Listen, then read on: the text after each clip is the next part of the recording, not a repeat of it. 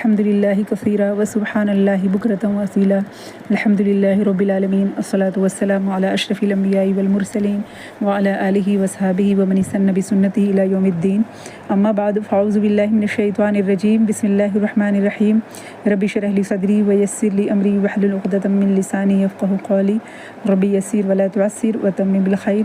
السلام علیکم ورحمۃ اللہ وبرکاتہ۔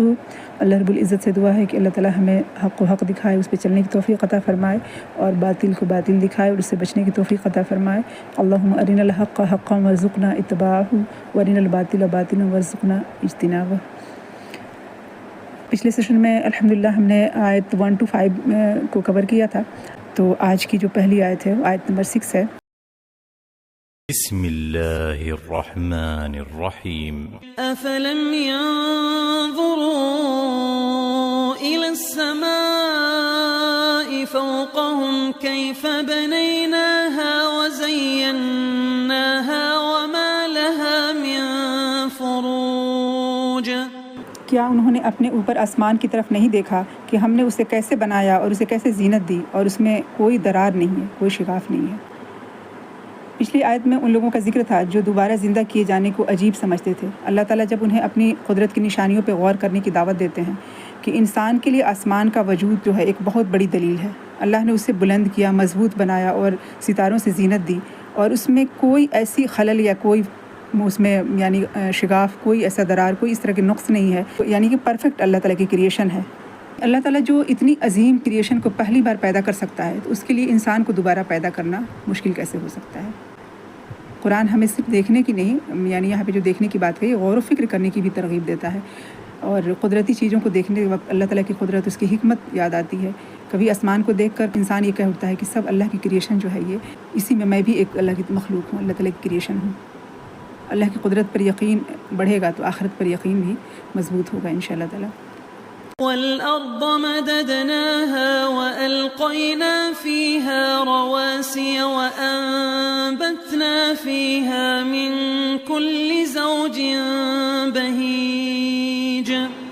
آیت نمبر 7 ترجمہ ہے، اور زمین کو ہم نے پھیلا دیا اور اس میں مضبوط پہاڑ رکھ دیے اور اس میں ہر قسم کے خوبصورت دلکش جوڑے اگا دیے۔ والارض مددنا، مد جو ہے وہ کھینچنے کو کہتے ہیں، لمبا، یعنی کہ وہ لمبائی میں جو ہے کسی چیز کو بڑھانا۔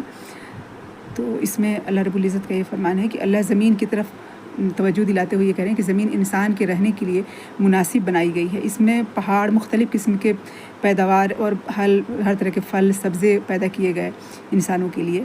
من کل زوج بہیج جو کہا گیا نا، تو اس میں کریشن کی ڈائیورسٹی اور بیوٹی نظر آتی ہے، مختلف رنگ، شیپ، ٹیسٹ اور ہر طرح کی جو چیزیں ہیں اس میں، یہ سب صرف خوبصورتی نہیں ہے بلکہ اللہ کی حکمت، قدرت اور رحمت کی نشانیاں ہیں۔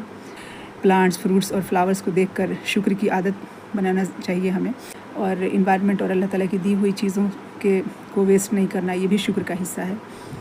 آیت نمبر 8، تبصرة وذكرى لكل عبد منيب۔ ترجمہ ہے، یہ سب ہر اس بندے کے لیے بصیرت اور نصیحت ہے جو اللہ کی طرف رجوع کرنے والا ہے، یعنی رجوع کرنے والے کے لیے تمام چیزوں میں جو ہے نصیحتیں ہیں، اور اس کے اندر بصیرت ہے، یعنی کہ سمجھنے کی جو باتیں ہیں۔ تو اللہ تعالیٰ کریشن سب کے سامنے ہے، لیکن ہر شخص اس میں سے لیسن نہیں لیتا ہے۔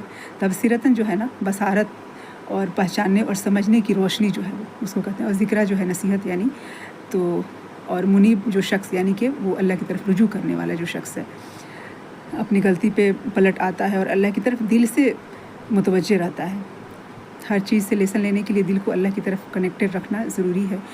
غلطی ہو جائے تو ضد نہ کریں، فوراً اللہ کی طرف پلٹ آئیں۔ یہ تمام ان آیات سے جو ہمیں جو سیکھ ملتی ہے، جو اسباق ملتے ہیں، جو بھی سچویشن، جو بھی حالات ہوتے ہیں، اللہ تعالیٰ اس سے مجھے کیا سکھانا چاہ رہا ہے، یہ اپنے آپ سے سوال کرنا ہوگا تو وہ بات سمجھ میں آئے گی، اور غور و فکر کرنا، تدبر، تفکر کرنا جو ہے اس کی عادت بنے گی انشاءاللہ تعالیٰ۔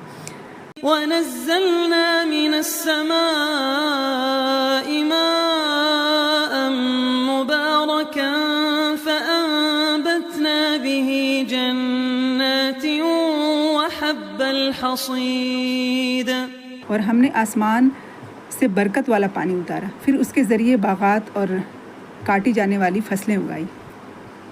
یہاں مان مبارکن جو ہے، اللہ تعالیٰ بارش کو مان مبارکن یعنی برکت والا پانی کہتے ہیں۔ ایک ہی پانی سے زمین میں مختلف قسم کی ویجیٹیشن اور کراپس پیدا ہوتی ہیں، انسان اس سے کھاتا ہے، جانور اس سے फ़ायदा उठाते हैं और पूरा इकोसिस्टम इस पर डिपेंड करता है. ये भी अल्लाह की दोबारा ज़िंदा करने की क़ुदरत की दलील है. जो ज़मीन बारिश के बाद ज़िंदा हो जाती है, अल्लाह इंसान को भी मौत के बाद ज़िंदा कर सकता है. यानी इसी तरह से खेती की मिसाल दी है अल्लाह ताला ने कुरान में कि जैसे खेती जो है वो लहलहा उठती, फिर वो ख़त्म हो जाती है, फिर उसके बाद दोबारा एक मतलब नई जनरेशन, फिर इस तरह से अल्लाह ताला उठाता है. क़यामत के दिन इस तरह से उठाएगा, ज़िंदा करेगा. आयत नंबर 10. والنخل باسقات لها طلع نضيد. اور کھجور کے اونچے درخت جن پہ گچھے لگے ہوئے ہیں. اللہ تعالیٰ یہاں کھجور کے درخت کا ذکر فرماتے ہیں. ان کے بلند قد اور پھلوں کو ترتیب سے لگے ہوئے گچھوں کی طرف توجہ دلاتے ہیں. کھجور عرب کے لوگوں کی زندگی میں خاص اہمیت رکھتی ہے، اس لیے یہ ان کے لیے اللہ کی قدرت اور رزق کی ایک بہت واضح نشانی ہے، کیونکہ وہ عرب جو ہے سب سے اولین مخاطب وہی ہیں. تو اللہ تعالیٰ نے ایسی چیزوں کا ذکر کیا، اونٹوں کا ذکر کیا، اور وہ صحرا میں جو رہتے تو آسمان کا ذکر، کیف خلقت ہے نا. تو یہ بہت ساری چیزیں جو ہے وہ دوسری جگہ پہ قرآن میں اللہ تعالیٰ غور کرنے کے لیے دعوت دیتے ہیں کہ دیکھو کیسے اللہ تعالیٰ نے ان چیزوں کو بنایا، کیسے تخلیق کی ہے. اس کے ذریعے سے اللہ کی معرفت ہوتی ہے قدرتی جو بھی چیزیں ہیں نا. اس میں ایک لیسن یہ ہے کہ اللہ کی قدرت کو سمجھنے کے لیے ہمیں ہمیشہ ایکسٹراڈینری چیز کی ضرورت نہیں ہوتی ہے. روزمرہ کی چیزیں بھی اللہ کی نشانیاں ہیں. یہ تمام چیزیں معمولی ہوتے ہوئے معمولی نہیں، کیونکہ اللہ تعالیٰ کی یہ دی ہوئی نعمتیں ہیں. چھوٹی چھوٹی چیزیں جو ہماری ڈے ٹو ڈے لائف میں جو صبح سے لے کے شام تک جو ہم چیزیں استعمال کرتے ہیں ہم اس کو معمولی سمجھتے ہیں، لیکن اللہ کی نعمتیں ہیں.